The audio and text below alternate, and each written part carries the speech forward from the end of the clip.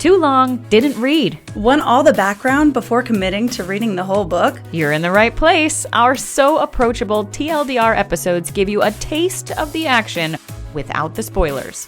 It'll prepare you for the main discussion. Let's dive in.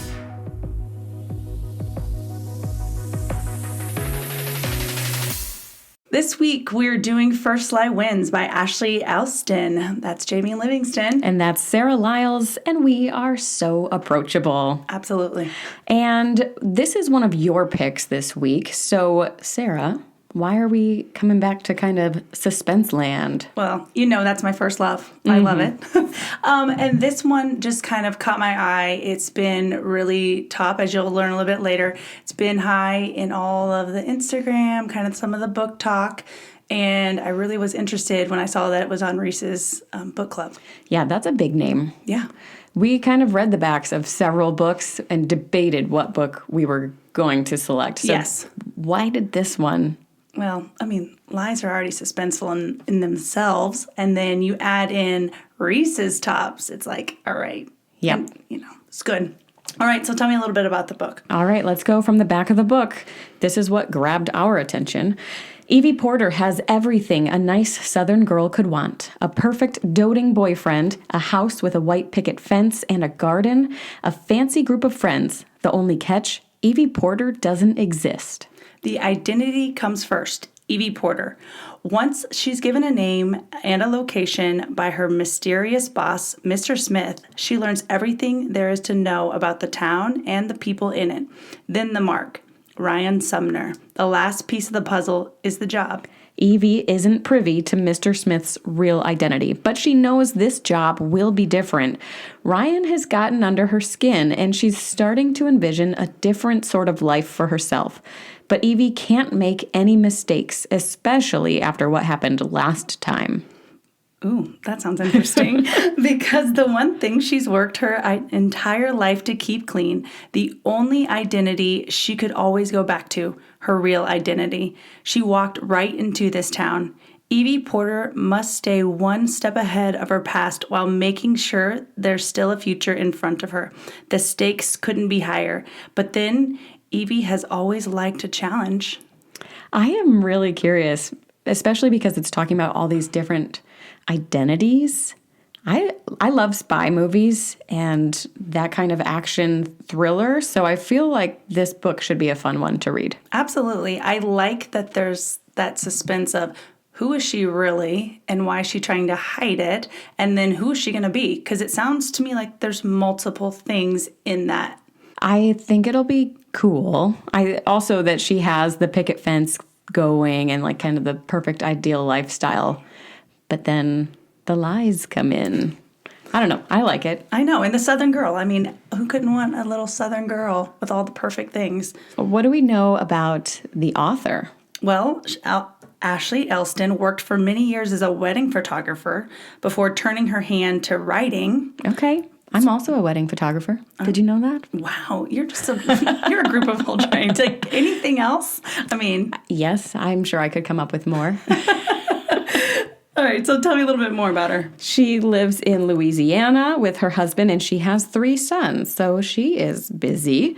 She has written 6 young adult novels, so she's a woman after my own heart. So she started there, but then she came here. This book, actually, First Sly Wins, is her first adult debut. Wow. That's actually really cool. So when you suggested this book, I went and looked up one of her YA novels, the one that she's most famous for, and it's also about lying. I don't remember what that one was called. It was something about disappearing, and I read the first 2 chapters because that was the first thing that was available to me.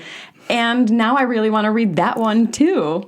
But I'm excited to get into the adult one to kind of compare and contrast, because that one seemed like it was somebody going into witness protection. Oh. And so they have to lie and have different identities for that. So I'm curious, because that was the kids' book, what her style is like for adults. It sounds to me like that book is almost like an intro to now going a little bit deeper. And that's probably why she went from YA to adult in that. Well, and her research for that book could have come in really handy Yeah. with all of the sneaky things. Yeah, for sure. Absolutely. All right, tell us a little bit more about her. First Lie Wins. We said it was her adult debut. It was #1 New York Times bestseller. And like we've said, it's Reese's Book Club, one of those picks. And she loves everything Southern. You know, I was from Oklahoma, so I understand that Southern. Now, not like hers. Hers is Louisiana. She says she loves the Southern mentality, the Southern life. So that's like, what do you think of Southern? I mean, I love it. I have a lot of family who was Georgia and Tennessee, and so I feel like I can slip into that Southern drawl if I need to. Yes. I mean, Bless her heart. That's the nicest, meanest thing someone can ever say to you. 100%. It is. Yes. So nice, but also so rude at the same time. I think of that really like that granny that's sitting up on, sipping her tea while she's sitting on her porch, because they always have wraparound porches. I don't know what it's about. I want one of those. I know, and they have fans all around it. Just a swing and some lemonade. Yes. And she's like, bless your heart. You are so bad, but bless your heart. All right, so tell me, what did you find when you checked out the ratings? Okay, so the ratings, this is very highly rated. This gets a 4 on Goodreads. Good. 4.01 is the overall with nearly 60,000 reviews, which is Wow. impressive. Most of the ratings are 4 stars, but 5 stars are close behind. Well, a lot of that, too, is this book is probably the newest book of the books we've done so far. So it's the 2024, except for your one you got me last week on. But this is a newer one, so having that many ratings, that sounds about right. Yeah, sounds like a lot of people have picked it up, including Nina, who rated this one 5 stars. She said, "Yes, this is what I call an intense psychological thriller. I love how different it was from the typical plot of unfaithful couples, psychopaths hiding in plain sight, or buried family secrets. The main character was really something. Tough as nails, that one." Oh, she sounds approachable. Although I do have a 1 star from Kale, and this person said, "I believed the hype surrounding this book and needed to read it. I wish I didn't have to give this book any stars.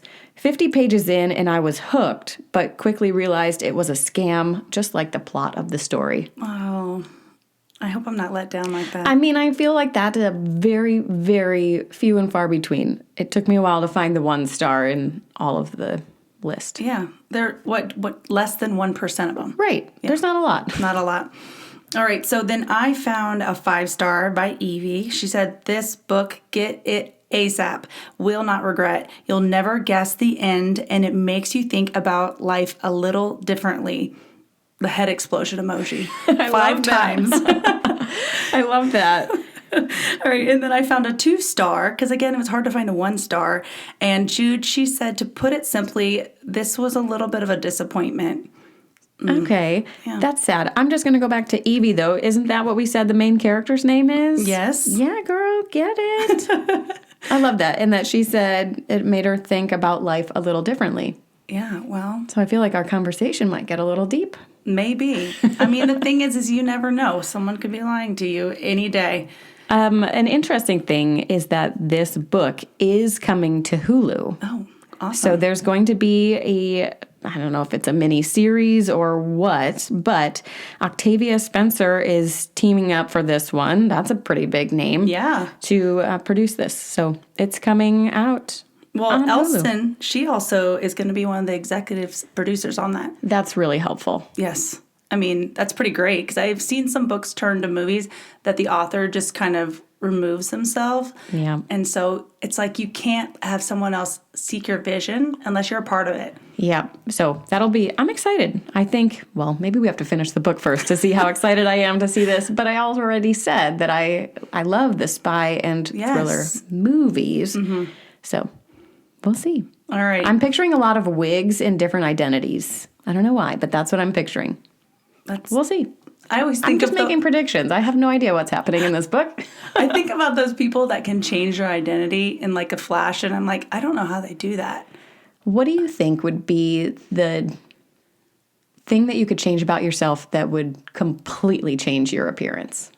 Like, if you change your eye color, would people still recognize you? If you changed the shape of your nose, would people recognize you? Like, what is the thing that you think? If I went platinum blonde, I think that would be a huge change, that it would take a lot. Even for myself, I think I would scare myself every time I looked in the mirror. But yeah, I think that would be one thing. What about you? Well, we are both dark-haired people, so I think that would definitely throw people off the chase. If you give me like a short blonde bob, I had a pixie cut at one point in my life, so I've had the really short hair, but I've never been blonde, except when I was a little kid. Isn't that weird how like babies and toddlers are blonde and then later in life they have brown hair? It is. It is interesting. When does that happen? Because now it's going gray. Can we just When go does to blonde? that happen? Way too early for some of us. All right, so we always like to close in a question about us. So I went a little bit deeper in our question. So reading all about this book, I have to know, have you ever had someone betray or lie to you? And did it change the way you think about people or just that person? Wow. Okay, that is a deep question. I feel like there are definitely times where I have felt betrayed. I feel like there's times that family has let you down or coworkers have let you down or tried to like tattle on you for something. But I think I'm going to keep this a lighthearted answer because my kids try to lie to me all the time. Oh, yeah. And it drives me so crazy. It doesn't make me think less of them. It makes me think less of my parenting and that I need to like change up my tactics here because when a kid is lying about the pair of socks that they just put on their feet, like, why are we lying about that? Let's figure it out. So the kids are always lying. Yeah. I mean, and you're like, and why? Well, and you can tell because they have that lying face. Yeah. It's like, I'm going to know the truth. Right. So please just tell me, honestly. Yeah. I know. I can already tell that you're lying. And then they're like, no, I'm not. You can clearly tell. But does it make you question everything they say, even just a little bit? Yes, it does. And I've had those conversations. Like, if you're lying to me about a pair of socks, how can I trust you with anything bigger? Yeah. Totally. What about you?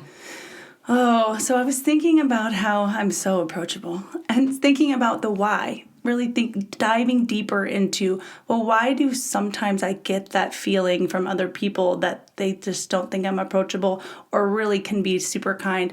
I come from history of people kind of, what's the word I'm looking for? That they've let me down to where people have, not to like categorize it, but a lot of times they were women that have really just not been the kindest. They have jaded. They've been kind of just vindictive. And so I've been burned so many times by so many women that I was so vulnerable to that it made me come, unfortunately, to other women thinking, oh, you just need something or you want something. That's the only reason you're being nice to me is because you want something for me or you want me for a moment. And then when you get what you want, you're done with me. Right. And so you put up that fence. Yeah. That nice little white picket fence is now in between us and other people. I get that. Mine's probably grayer than mine, so, but needs a fresh layer of paint. I feel that too, and I think part of that is from moving around so much and not having that deep core group of friends that travels with you, and you have to try to start over in a new city. And then how do you make friends? Those friends already have those friends, and how do you like elbow your way into those groups to develop those relationships? And if you're already coming at it as somebody who has been burned, then there's really not a lot of hope.